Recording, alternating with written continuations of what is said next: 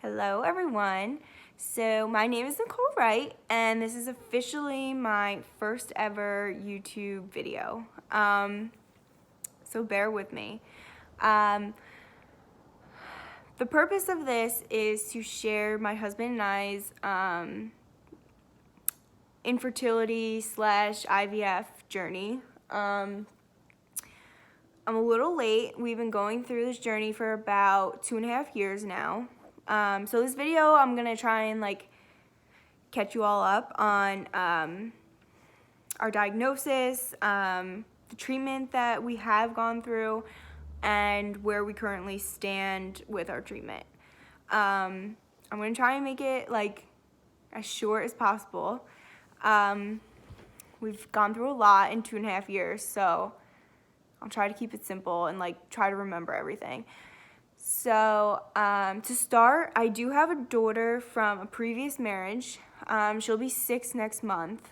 I had her at 20. Absolutely no issues conceiving.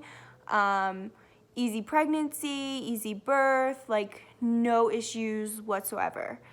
I met my husband now when she was about 2 years old. So we've been together for about 4 years. After about 6 months of trying to conceive, they usually say to wait a year before you start to see a specialist. But at the time we were 24 and 25, and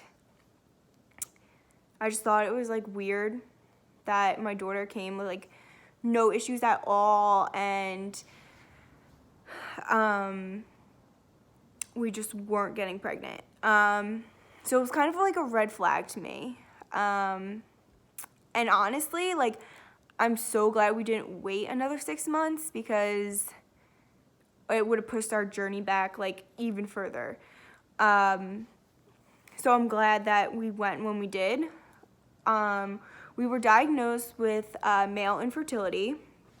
So my husband has low sperm and low mobility. They consider anything under 20 million sperm a low sperm count. My husband's first sample was 1 million. His second sample was 2 million. And his last sample for our second IVF cycle was 5 million. And his mobility, I think, was around 7%. So it was low. We first did 3 IUIs, and all 3 of them failed. And after the third one, the doctor basically told us that our only chance of conceiving would be through IVF.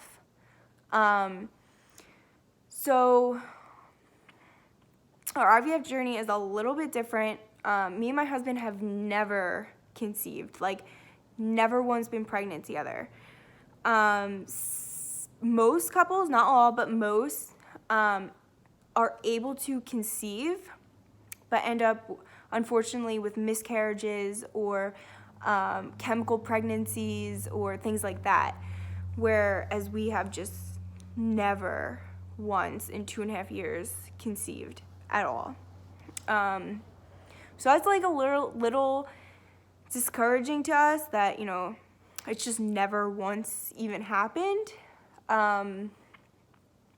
But we went ahead last year, I think it was last year, and we did our first IVF cycle. We ended up with 11 eggs, 7 of them were fertilized, and 2 of them made it to embryos. Our doctor suggested freezing both embryos and waiting to the following cycle because I was at risk for OHSS, which is over hyperstimulation of the ovaries.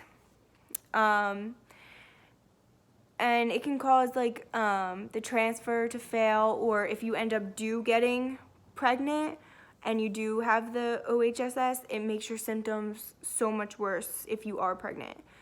So we went ahead and froze both embryos.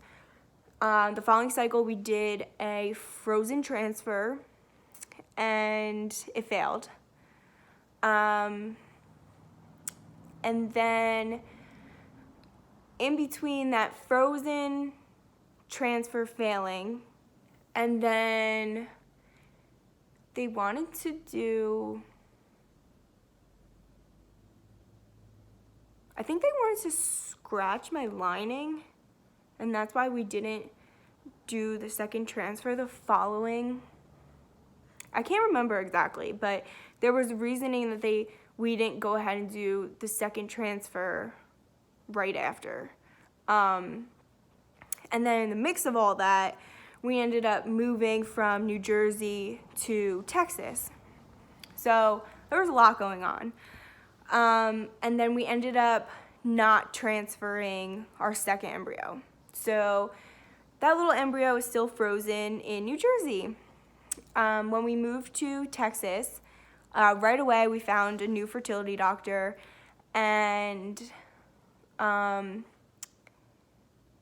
we looked into options of shipping our embryo that we had in New Jersey, and it was going to be $2,500 to ship it from New Jersey to Texas, and we just weren't really willing to pay $2,500 when there were so many like risks involved of the embryo being damaged, or anything could have happened to it in the mix of getting it from New Jersey to Texas. So we decided to save the $2,500 and go ahead and start a whole new fresh IVF cycle with our doctor here. So this October, I started my birth control, and I had my egg retrieval November 20th, and this time we had 15 eggs, 11 of them were fertilized, and 4 of them made it to embryos. And this time my doctor wanted to do a fresh transfer, not a frozen. So we went ahead and we did a 2 embryo fresh transfer on November 25th. So tomorrow is my first beta test to find out if I'm pregnant and what my HCG levels are. So we're totally excited. I do want to do a video on my little progesterone shot injection routine. I think it was last year. I found a YouTube video, and this lady shared a little tip. I haven't been able to find the video, and I haven't seen anyone else use this trick. So I am going to post a video about that because it's totally helpful. It's made a world of a difference with my daily progesterone injections. So I am going to share that. And after my beta results tomorrow, I am going to share if I'm pregnant or not, and if I am, what the number actually is. So I hope that my videos from here on out can help somebody. If you guys have any questions, if you want to know more, if there's any videos that you would like for me to do, let me know. Thanks.